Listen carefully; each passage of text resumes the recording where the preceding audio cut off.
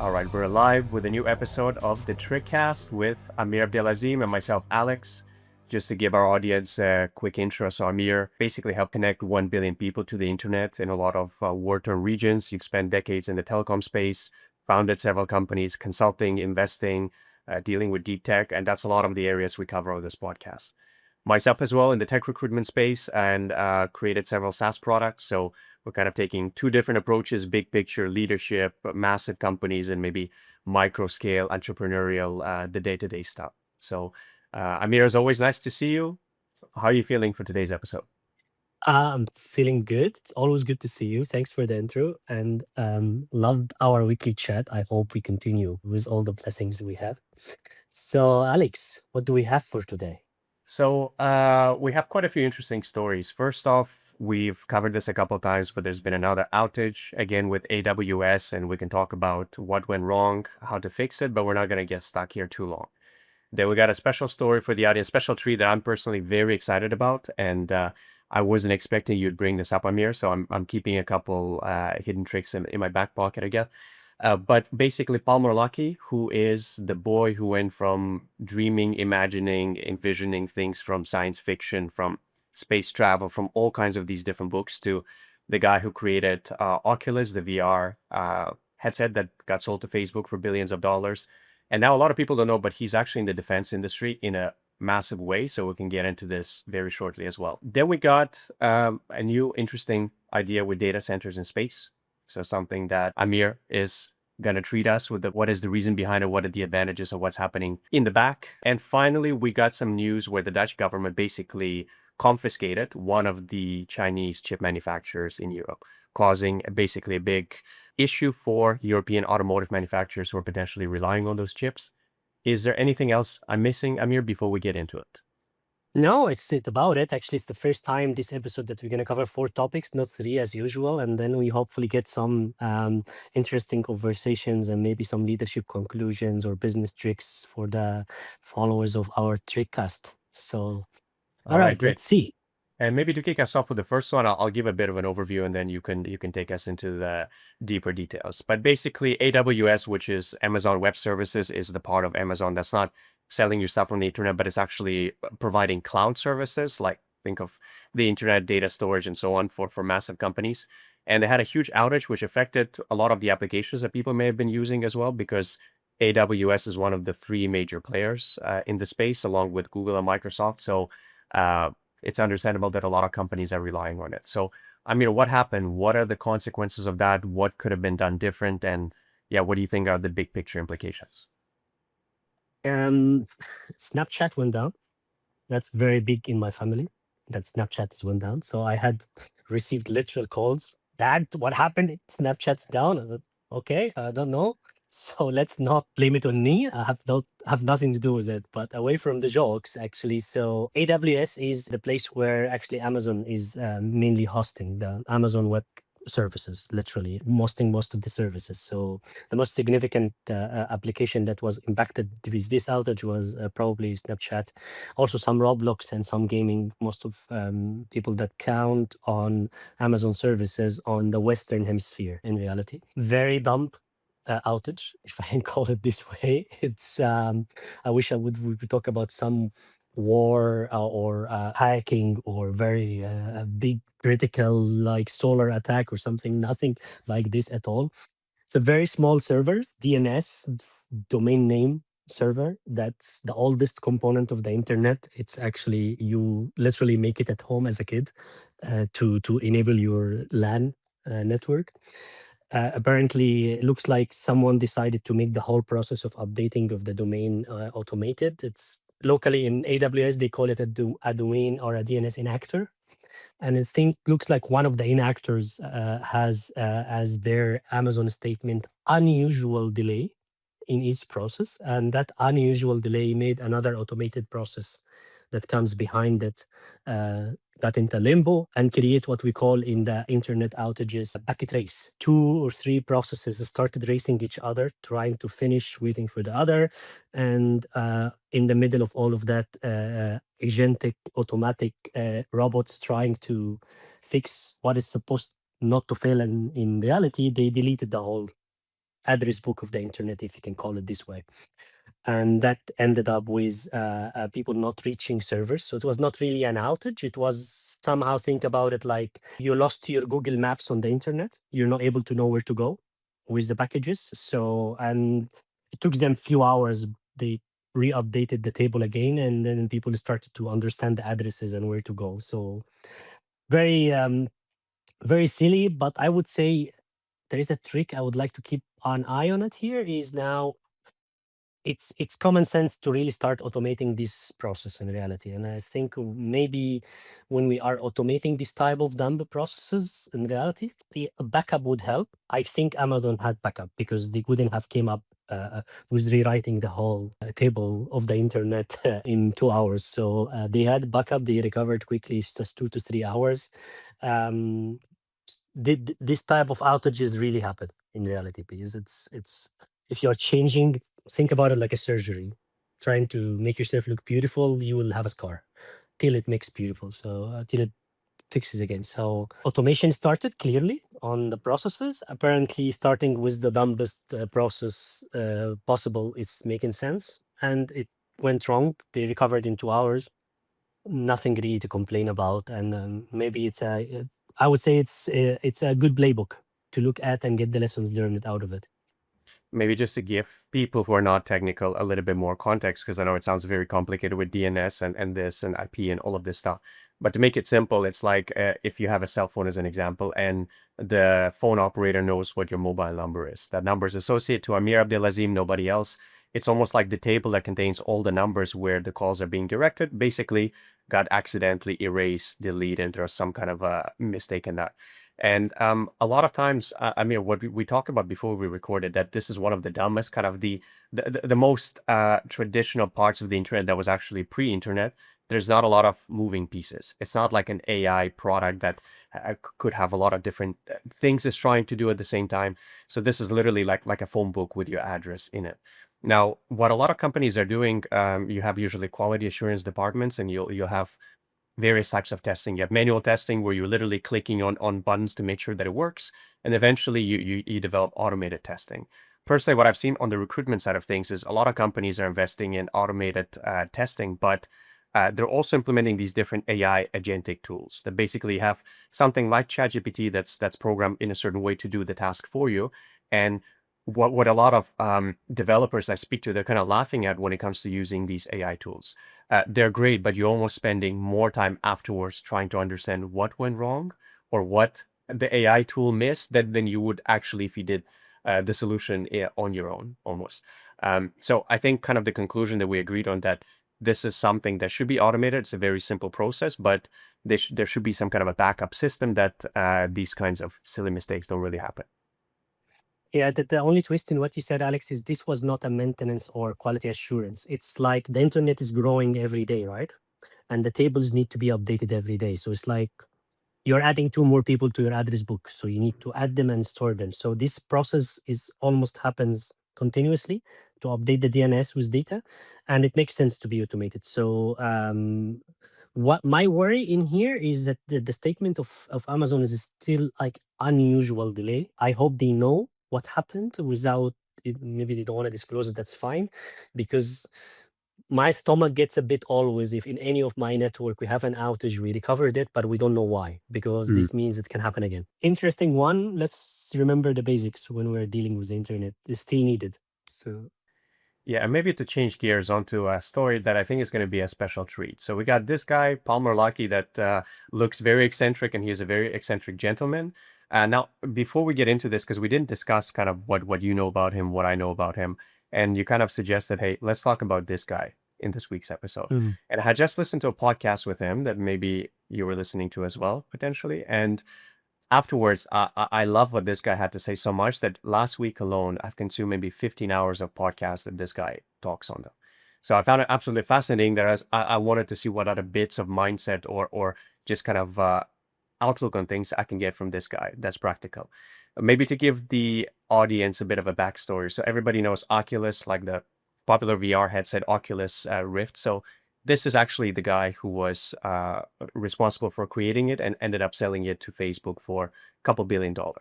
became super rich, and eventually got fired from Facebook as well.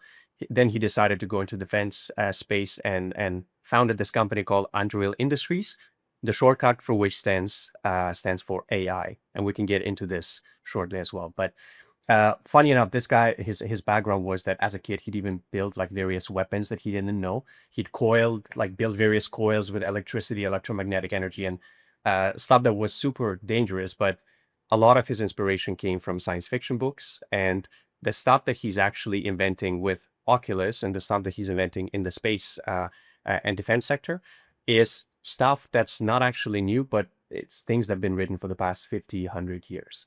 So it's kind of cool that we're at this point. I think he had a quote recently as well that we're too late to explore the seas and too early to explore the stars. So instead, he founded all these companies that he's in. Maybe we can pause there for a second, Amir, and catch up here. And what do you like about Palmer? What do you think about him? And we can get maybe to some more specific things about his companies and technologies. So the it always inspires me, regardless, with a lot of drama around him. Actually, like there is a lot of what the hell is this kid coming into the Pentagon with a Hawaii shirt? Least of my worries, actually. I think I always tell my teams is that even if you come to the office with a bikini, I don't care as long as you do the job. But I still think it's surreal to see him entering the Pentagon with a Hawaiian shirt and shorts and getting to do that. But what I love about Balmer, and I think it's an inspiration to whoever is listening to us from all the generations, actually. His playbook is I will make the science fiction come true. So he watches movies as a kid, and then he wakes up and he say, okay, I will do what I've seen in the movie. And it's very interesting because I was discussing with one of my colleagues that on a very casual chat is that at this point of time, in reality, there's nothing stopping us from doing what we have seen in science fiction movies. Maybe time travel, and I will give it a couple of more years. But the rest he can really do. Like it's doable. And he Balmer is a living, walking proof that you can really make your dream come true. And a couple of his slogans that I have seen, and it put energy inside me. First, don't tell them, show them.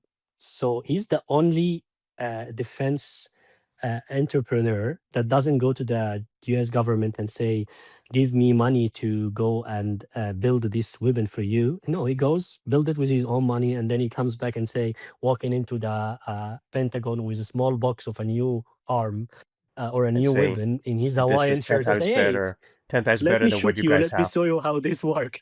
It's like it's surreal. So and then of course like making the science fiction come true. I love what he's doing, and the reason he came to my attention this week is I was interested in looking into certain laser companies and laser acquisitions happening in the market lately, and he managed to acquire a company that is called Airs. And what's significant about Airs, it's a very interesting laser, which again, like talking about a kid trying to make a game true. So laser is a big game a changer into games. So he acquired a laser company that is able to send a lot of pulses with high density without being hot. So it's a cool laser technology, and laser is becoming one of the main components of the ecosystems we're doing nowadays. And I think it's a very cool acquisition fitting into his eagle eye helmet and moving into that direction. So that's what I like about him. He's really making his kid dream come true. I love it. If I can jump in for a second, because a lot of our audience probably listening might have the notion that, okay, Amir and Alex are talking about defense companies, they're talking about bombing people, they're talking, you know what I mean? Like it's a serious topic, right? And a lot of people have that impression of it that any company that's in the defense space, they're automatically murderers and killers potentially. Um, Now, I'll give one example. I'm actually working with a German defense company that's working on something very similar to what Palmer's doing, where they're visualizing the different aerial vehicles, whether you have drones, helicopters, planes, satellites, you have radar on the ground, you have officers with the body cams, for example, and it creates almost one interface where you get all of this information fed to the people potentially in a hostage rescue situation. So you don't have 20 police officers storming through the door. You have these drones and different devices feeding potentially a group of only two police officers information, and they have almost a 360 picture view. So I think that's cool. One thing about Palmer that I particularly like, he seems to have his ethics in the right place.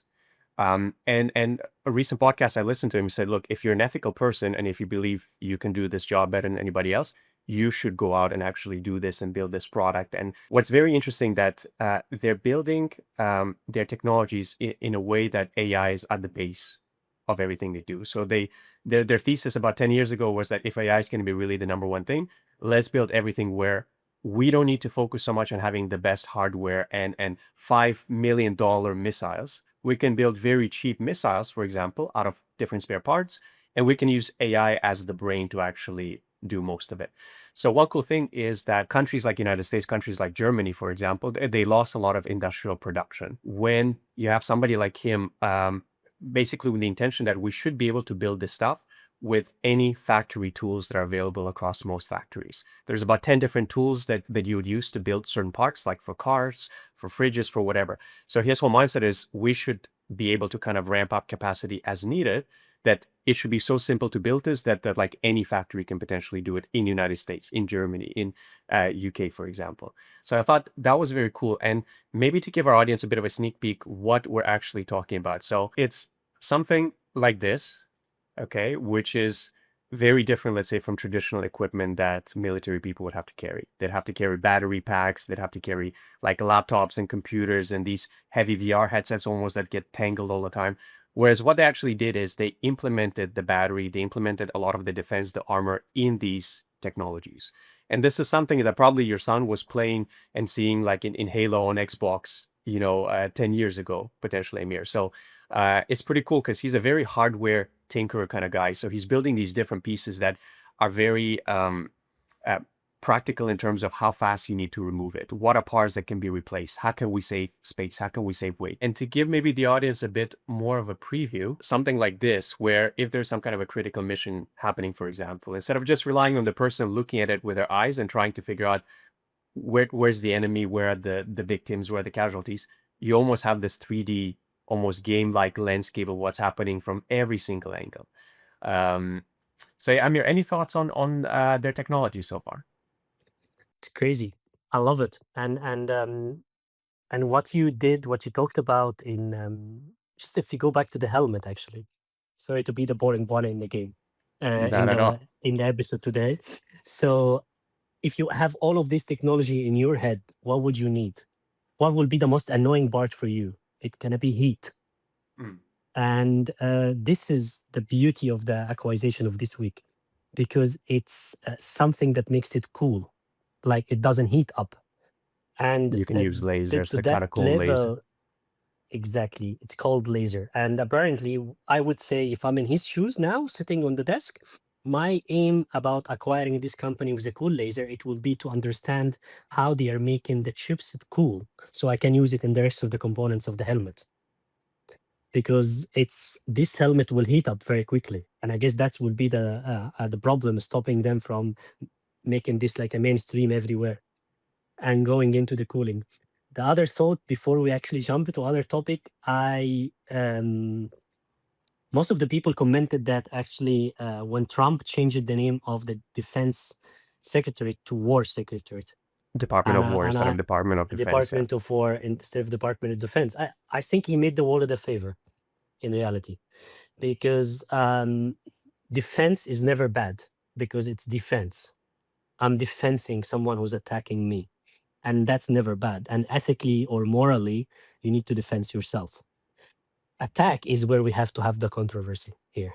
And I think people have mixed it a lot, the get mixed into the emotions around defense industry, because in many situations it is not defense industry, it's attack industry. What actually Balmer and his companies are doing is defense, not attack. He's analyzing an observation for defense. But also he has investments in the first crypto bank as well that he announced this week. So he's really making the tokens as well of the video game come true. So Yeah, one thing I want to jump in here as well is like as well his philosophy, because he was asking different questions from different military people and so on. Like, what's your view on should private contractors be given the right to provide equipment for the military?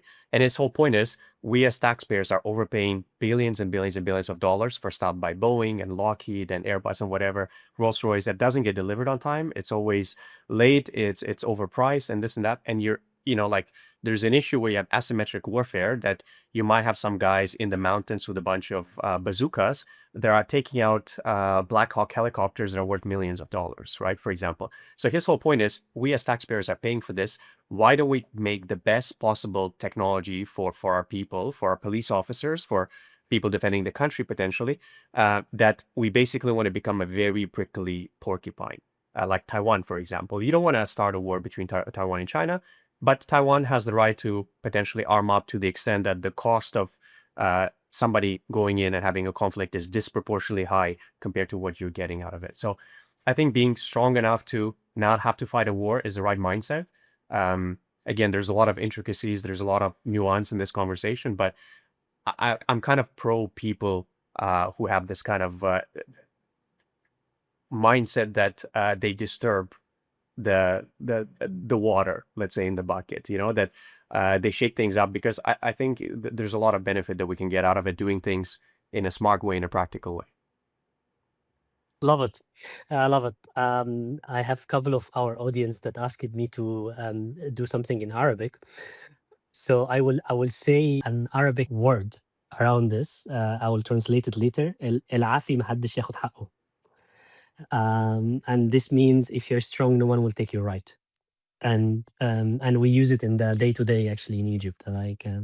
So I like this angle of the defense industry, and the angle as well of bringing the proper entrepreneurship into defense, not subcontractor taking money from the taxpayers and then starting to develop a project and God knows when it will finish. This mindset of bureaucrats doesn't actually create something Real like what we're breakthroughs seeing in now. engineering Yeah. potentially. Yeah, and that's so cool. They got infrared, they got all these different angles. But anyways, that's maybe something we can get into another time. We can stay on this forever. I love it. Yeah, we can definitely come back to this. And on to the next topic. We basically got potential orbital data centers where instead of having massive data centers and these factories on the ground, they're thinking of moving them into space. So maybe you could give us a bit of a sneak peek, Amir, what's happening here? Who are the big players? How is that going to impact kind of the current state of business? While we are in science fiction and making science fiction happen, so Nvidia decided to make the brain of the Earth in the space in reality. So it's Star Cloud, and it's a cloud. So the idea is why bother trying to build solar panels on Earth and try to make green data centers and try to make sure that we're not actually destroying our planet while we're doing it. Let's build a data center outside. And this is going to be the first data center in the space. Okay, first is not the right word because most of the space stations have a small equipment room that help them live. But creating a set of satellites, including these data centers inside, having the processing happening, getting as close as you can to the sun in reality, and get your solar panels charged. And the funny part is laser again, and taking all of this information with laser as the speed of light, like you feel you're really into a Star Wars movie, and the information with the speed of light is going into Starlink constellation, and Starlink is taking this data and bringing it to the Earth, and all of that literally on the speed of light. So cool, huh? Yeah, Like very science cool. fiction is coming true. So Yes. So basically, even if we look at this picture for anybody watching, you almost got this spaceship that has these almost like window panels that open that look like solar panels. And one of the purposes, of course, is to get energy from the sun. So you don't need to power it with a lot of fuel. You can potentially maintain it in space for decades. You don't need to keep refueling it, right? And the second point, I mean, why don't you maybe give some insight into the latency and the signal, and maybe what are the advantages of having something in orbit versus, towers on the ground that you're trying to cover a wide area? So what are the perks there from the telecom side of things? No, I don't think the latency will be an advantage. I think the laser will actually limit the issue. So the point of the laser moving the data from the data center directly to the Starlink constellation, that's the speed of light. That's an unmatched latency. This is very equal to the fiber on ground. Same, the fiber is also light in a cable. So now speed is CC, so we are taking the light off on the C speed, and this goes straight to the Starlink constellation. Now, if we are talking about latency from Starlink, or even if we're gonna use the Amazon Project Kuiper later, or what Eutelsat or whatever of the suppliers now of satellite communication, it will have to follow the same scheme of satellite to Earth latency.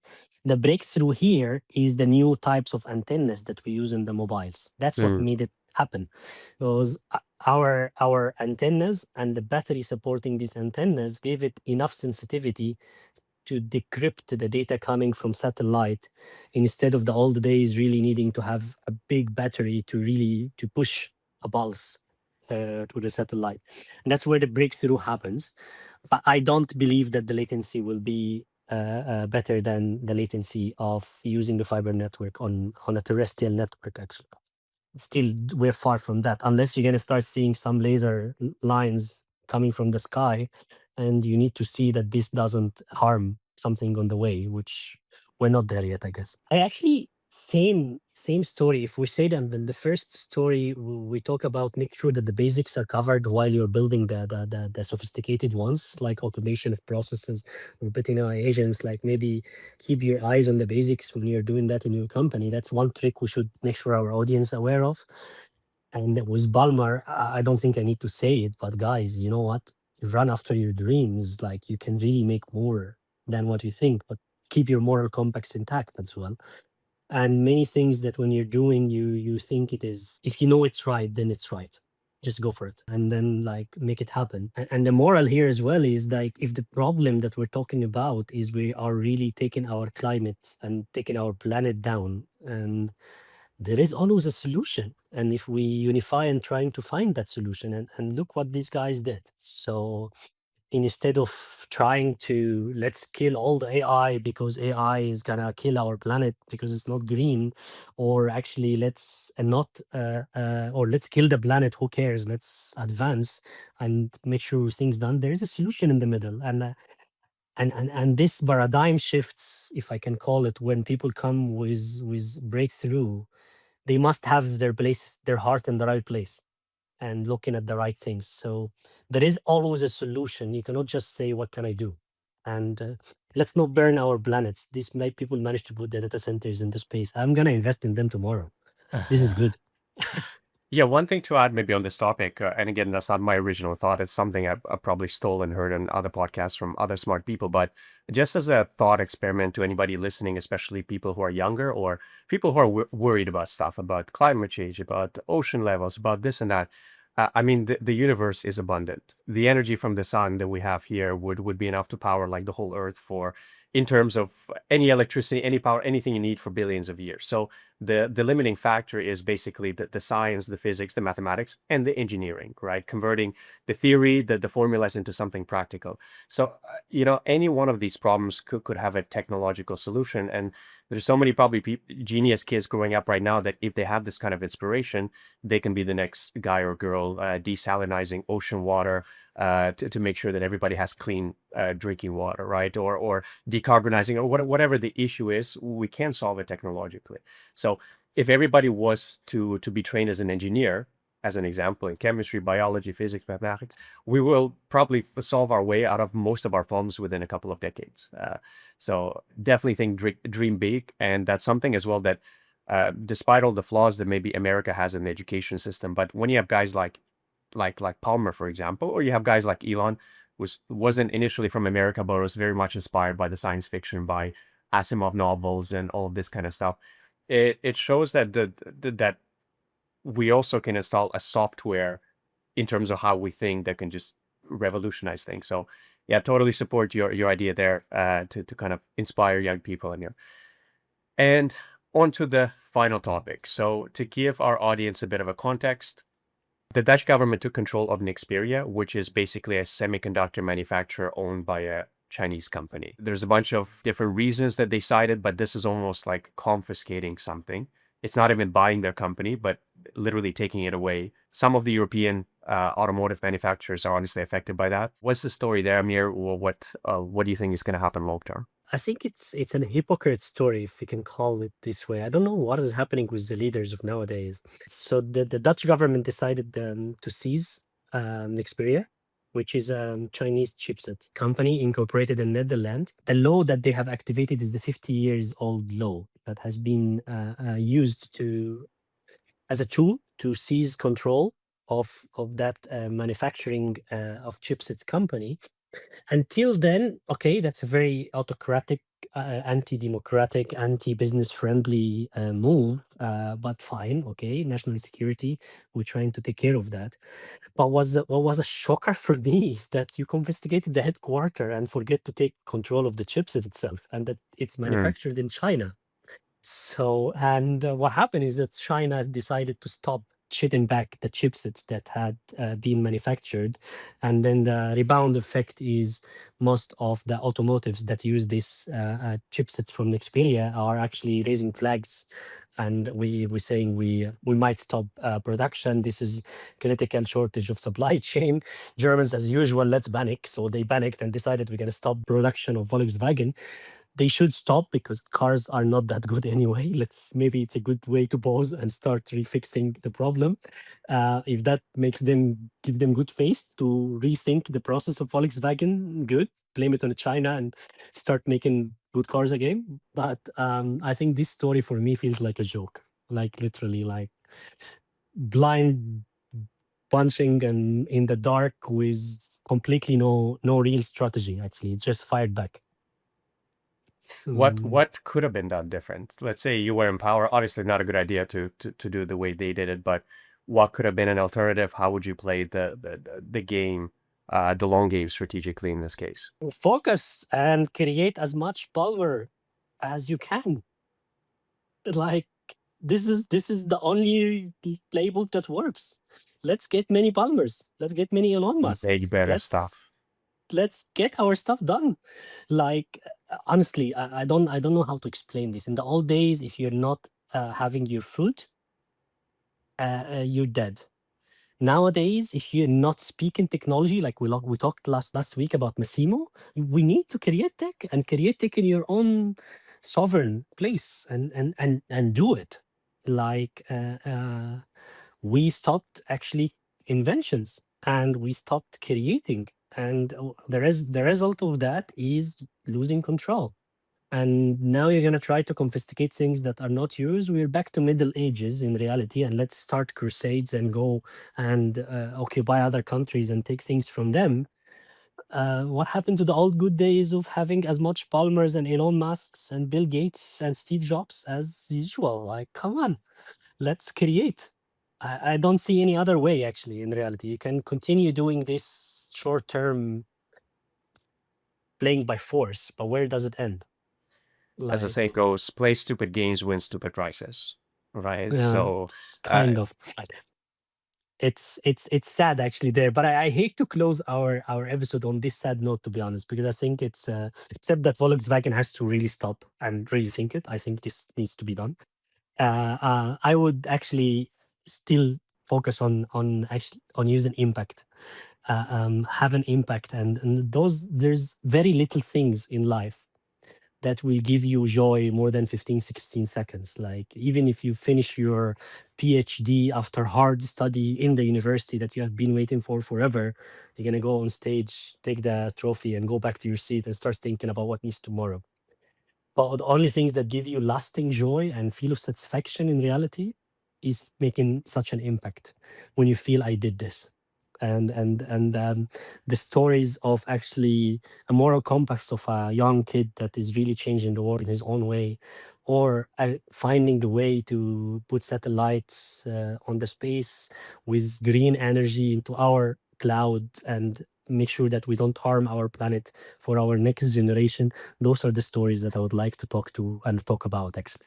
Yeah, let's stop finding farmers that are growing the cattle and growing the food and the dairy in Europe, and maybe instead, why don't we invest into opportunities for people to go into STEM, to physics, space, all of these different hard sciences that have proven to bring us wealth and prosperity for the last couple hundred years, right, since the scientific method. So, yeah, I totally agree with you. Regulating, confiscating, that's like going back in time, and I think long-term people that play short-sighted games are not going to be people that are going to be regarded well in history books. So long-term games with long-term people, optimism, and keep moving ahead. So I think that's maybe a good way to let's end it on a positive note. let's make an impact. Let's TrickCast do it. people. Let's do it. Let's do it. Well, Amir, anything else to add before we wrap this episode? I would actually say thank you very much, Alex. I really enjoyed today. Likewise. And everybody else, thanks for watching. We'll catch you next week. Take care. Here's